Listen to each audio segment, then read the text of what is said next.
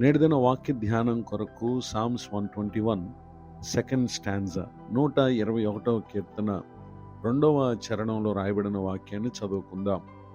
యెహోవా వలననే నాకు సహాయము కలుగును, ఆయన భూమి ఆకాశములను సృజించిన వాడు.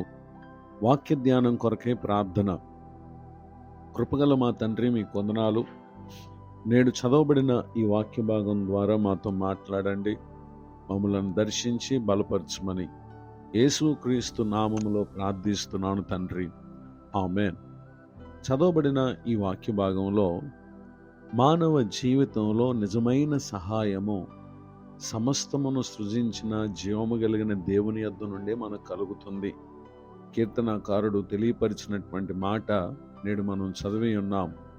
యెహోవా వలననే నాకు సహాయము కలుగును, ఆయన భూమి ఆకాశములను సృజించినవాడు.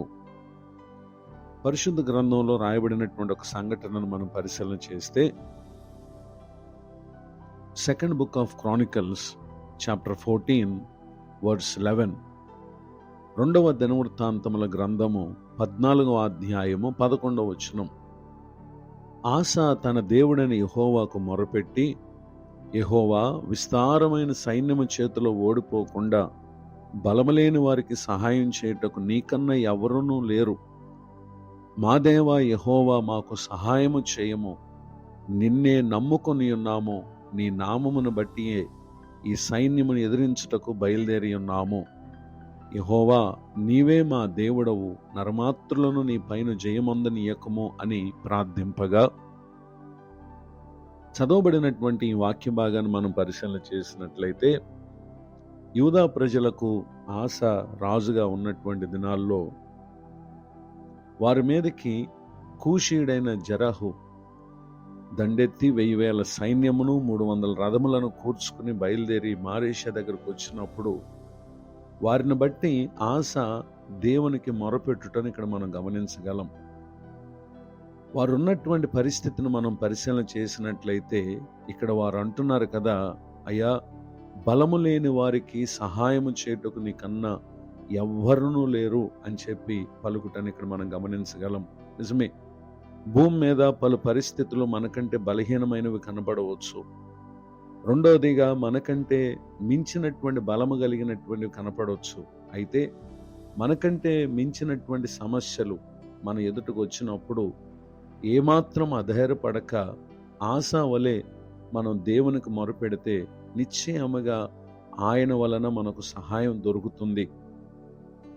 నాడు అతడు ఆ విధముగా ప్రార్థింపగా వర్డ్స్ 12వ వచనంలో, యెహోవా ఆ కూషీయులను ఆసా ఎదుటను యూదావారి ఎదుటను నిలవనీయక వారిని మొత్తినందున వారు పారిపోయారు. ఈ మాటలు వింటున్నటువంటి నా ప్రియ సహోదరి సహోదరులు, జరిగినటువంటి ఆశ్చర్యకరమైనటువంటి సంఘటన ఇక్కడ మనం చూస్తూ ఉన్నాం. ఆశ్చర్యకరమైన రీతిలో దేవుడు వారి మీదకు వచ్చినటువంటి శత్రువులను, అదృశ్యుడైనటువంటి దేవుడు వారిని మొత్తగా వారు పారిపోయినట్లుగా మనం చూస్తూ ఉన్నాం. అద్భుతమైన రీతిలో దేవుడు వారికి గొప్ప జయాన్ని ఇచ్చటాన్ని ఇక్కడ మనం చూడగలం. గనుక యెహోవా వల్లే మనకు సహాయం దొరుకుతుంది అనేటటువంటి విషయాన్ని గుర్తించి దేవునికి మొరపెట్టుట యందు విశ్వాసమును ఆసక్తిని కనుపరిచి ఆయన కార్యము కొరకు మన ఓపికతో కనిపెడితే నిశ్చయముగా నాడు ఆసాకు యూదా ప్రజలకు తోడుగా ఉన్న దేవుడే ఈ దినం మన ముందున్నటువంటి దినములన్నిటి ఆయన మనకు తోడై సహాయం చేయబోతున్నారు. ఈ దీవెనకు నా ప్రియులకు మీరు పాత్రులు కావాలని హృదయపూర్వకంగా కోరుతూ ప్రార్థిస్తూ ఈ మాటలు ముగిస్తున్నాను. ప్రార్థన. కృపగల మా తండ్రి, మీ వందనాలు. నేడు విన్న ఈ మాటల ద్వారా మీరు మమ్మల్ని బలపరిచినందుకు స్తోత్రం.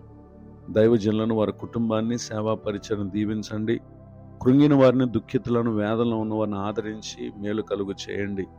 కృపాక్షేమములతో ప్రతి ఒక్కరిని దీవించి మేలు కలుగు చేయమని యేసుక్రీస్తు నామములో బ్రతిమలు ప్రార్థిస్తున్నాను తండ్రి, ఆమేన్. తండ్రి, కుమార, పరిశుద్ధాత్మ దేవుడితో నడిపించునుగాక. నేడు విన్న ఈ మాటలు మీకు